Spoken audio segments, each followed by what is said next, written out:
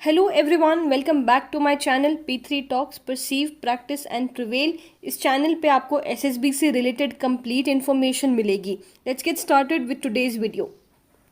इस वीडियो में हम बात करेंगे एक TAT के एग्जाम्पल स्टोरी का। उसको लाइन बाय लाइन हम एनालाइज करेंगे और देखेंगे कि कैंडिडेट्स क्या मिस्टेक्स करते हैं, क्या उनके दिमाग में मिथ्स होते हैं और इन मिथ्स को हम कैसे ठीक कर सकते हैं। Before we start the lecture you should be aware कि TAT स्टोरीज कैसे लिखी जाती हैं, क्या मेथड फॉलो करना चाहिए। ये सारी चीज़ें मैंने ये वाले वीडियो में कवर किया है और इसका लिंक आपको डिस्क्रिप्शन बॉक्स में मिल जाएगा। यहाँ पे हमने एक सैम्पल पिक्चर लिया है जहाँ पे हमें क्लियरली दिख रहा है कि रूरल बैकग्राउंड है एंड रूरल बैकग्राउंड में एक पर्सन खड़ा हुआ है और वो कैंडिडेट बाकी लोगों को कुछ एड्रेस कर रहा है। आई वुड सजेस्ट आप वीडियो को 10 सेकेंड के लिए पॉज करिए और एक बार इस पिक्चर के बारे में सोचिए कि अगर आपको ये पिक्चर मिलती तो आप इस पिक्चर में क्या स्टोरी लिखते। Let us read the story written by an aspirant Kamal, who was the head of the village and a farmer as well. He was postgraduate in politics and became the youngest head of village at the age of 26 years. He was always ready to do every possible work for the development of his village. He was constantly getting complaints from number of farmers of their lands being contaminated due to central sewage pipeline. He lodged complaints to the concerned authority personally, but no action was taken. He called all farmers and other villagers to the main chowk and visited Deputy Commissioner office along with them, arranged tea and snacks for them, and made the DC aware of the situation. Deputy Commissioner assured him to sort out the matter. Within a week, the farmers were given compensation money for crop loss and pipeline was repaired. All farmers thanked Kamal for the quick action. Okay, so इससे पहले कि हम story को analyse करें, हमने एक चीज़ समझनी चाहिए कि साइकोलॉजिकल पॉइंट ऑफ व्यू से आपका कोई भी रिस्पॉन्स गलत या सही नहीं होता।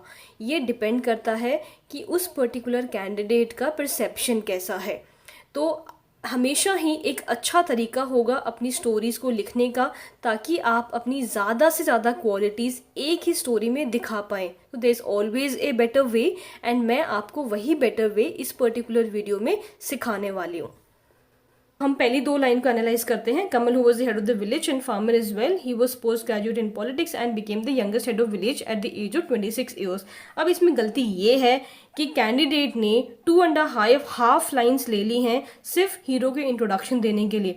पूरी आपकी जो स्टोरी होती है वो कितने लाइन्स की होती है? 10 से 11 लाइन। 10 से 11 लाइन में अगर आप 2.5 लाइन सिर्फ इंट्रोडक्शन में लगा दोगे तो आपके पास एक्शन स्टेप्स लिखने का, आउटकम लिखने का बिल्कुल भी स्पेस नहीं बचेगा। तो हमें इस सिचुएशन में क्या करना चाहिए? जो हीरो का इंट्रोडक्शन है वो हमें काफ़ी ज़्यादा शॉर्ट रखना चाहिए। जैसे मैंने यहाँ पे आपको एग्जांपल दिया हुआ है, Kamal was a post graduate and was the youngest sarpanch of his village. जो आप आइडिया इन एक लाइन से दे रहे हैं वही आइडिया आपकी वो 2.5 लाइन से आप दे रहे थे। तो जितना डिस्क्रिप्शन को शॉर्ट रखेंगे हीरो के उतना आपके लिए ठीक रहेगा। Let's move on to the next line. He was always ready to do every possible work for the development of his village. अब इसमें क्या किया है? स्टोरी स्टार्ट होने से पहले ही कैंडिडेट ने हीरो के लिए एडजेक्टिव्स यूज़ कर लिए हैं कि हीरो इंटेलिजेंट है, हीरो रिस्पॉन्सिबल है। बट कभी भी आपने स्टोरी स्टार्ट करने से पहले हीरो के बारे में कोई क्वालिटीज़ आप मत दिखाइए, क्योंकि आप जो बाद में एक्शन लेंगे उसमें आप अपनी हीरो की क्वालिटीज़ दिखाएंगे। That is even better. तो मिथ क्या होता है कैंडिडेट्स के दिमाग में कि अगर हम हीरो के बारे में एडजेक्टिव्स यूज़ करके उसकी क्वालिटीज़ दिखाएंगे तो psychologist will get impressed. But on the other hand जो एक्शन स्टेप आपका हीरो लेगा, जो वो काम करेगा on the ground level to solve the problem, उससे आपके हीरो की क्वालिटीज़ दिखेंगे। Let's move on to the next line.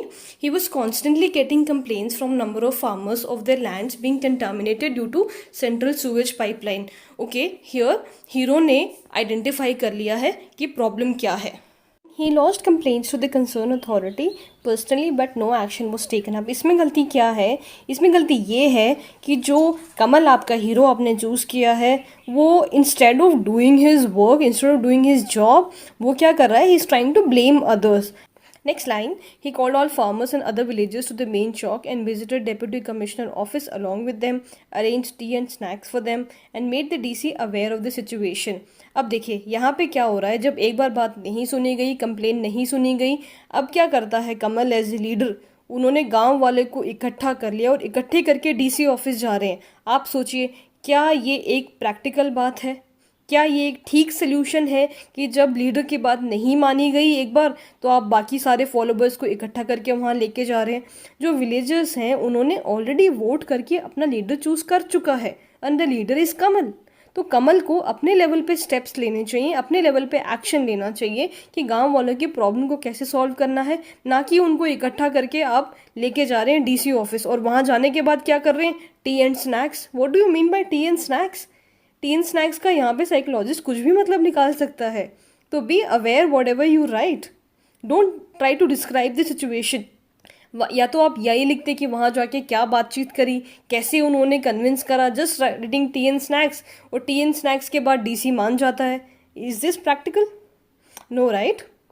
तो करना क्या चाहिए था, मीनिंगफुल एक्शंस लेने चाहिए थे अपने ओन लेवल पे। As a leader he should have acted and solve the problems. Next line, assured him to sort out the matter. Now चाय पानी नाश्ता करने के बाद डीसी मान जाते हैं और कहते हैं मैं आपकी प्रॉब्लम सॉल्व कर दूंगा। बट प्रॉब्लम यहाँ पे ये है कि आपका हीरो कौन है, कमल हीरो है या डीसी हीरो है? This is where most of the candidates go wrong. Aspirants को लगता है कि सिर्फ हायर अथॉरिटीज़ को इन्फॉर्म करना, उनसे जाके बातचीत करने से प्रॉब्लम सॉल्व हो जाती हैं।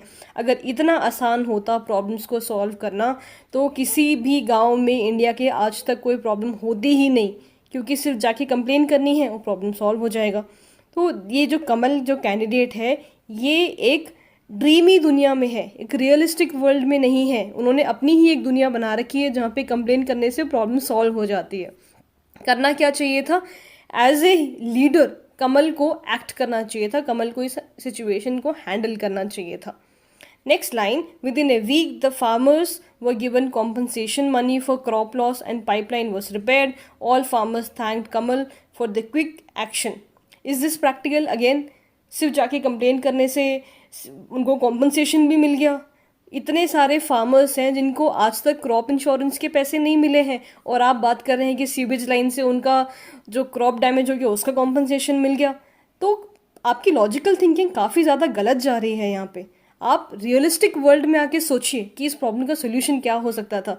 एस्पिरेंट्स को लगता है कि just by writing at the end, story के एंड में अगर लिख दिया हमने कि हाँ ये प्रॉब्लम सॉल्व हो गई है और सब रिपेयर हो गया और कॉम्पनसेशन भी मिल गया, तो वो एक अच्छे लीडर हैं? नो, आपने एज ए हीरो क्या एक्शन लिए उस प्रॉब्लम को सॉल्व करने का, ये दिखाएगा कि आप कितने अच्छे लीडर हैं। Again, give realistic and practical solutions to your problems. Overall अगर मेरे को कमेंट देने होंगे इस पर्टिकुलर स्टोरी पे, तो my comment would be, Kamal is not a realistic person. वो एक सपनों की दुनिया में रहते हैं, ठीक है। Second is, just by meeting the DC can every problem be solve. We have already discuss this. Third, जो थीम चूज़ किया गया है यहाँ पे वो काफ़ी लो लेवल थीम है, क्योंकि आपकी सीवेज लाइन अगर ख़राब हो गई है उसको ठीक कराना is the responsibility of sarpanch. Sarpanch अपनी रिस्पॉन्सिबिलिटी को फॉलो कर रहा है, तो ठीक है, इसमें कोई बहुत बड़ी बात तो नहीं होगी, कोई एक एक्स्ट्रा ऑर्डिनरी एक्ट तो नहीं कर दिया है उसने, राइट। तो प्लीज़ चूज़ ए थीम जहाँ पे जो लीडर आप चूज़ कर रहे हैं he is able to make a greater impact on the society, where he is going out of his comfort zone to help people and to make a positive impact on people.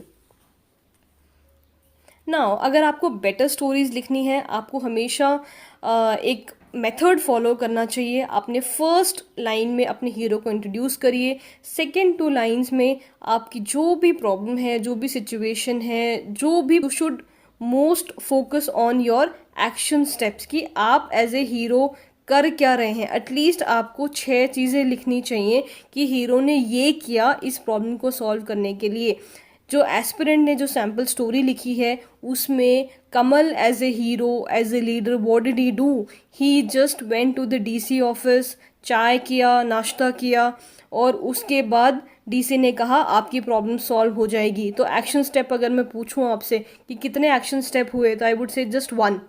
सिर्फ एक चीज़ उन्होंने किया इस problem को solve करने के लिए कि डीसी ऑफिस गए, but that is not at all real, okay. And last में आपने लिखना चाहिए कि फाइनल आउटकम क्या हुआ, सीवेज लाइन कैसे ठीक हो गई, और ठीक होने के बाद उसके थॉट्स और उसकी फीलिंग्स कैसे थे हीरो के। तो ये अगर आप फॉलो करेंगे तो you will be able to write better stories. Also, if you want me to analyze your stories, you can post your TAT stories in the comment box and I will give you the detailed feedback of your stories. Thank you. Okay guys, thank you for watching the video. If you found this video helpful for your preparation, please hit the like button. And if you have any suggestions or any questions regarding SSB preparation, please feel free to put it in the comment box. Also, do not forget to subscribe to the channel to give a kickstart to your SSB preparation.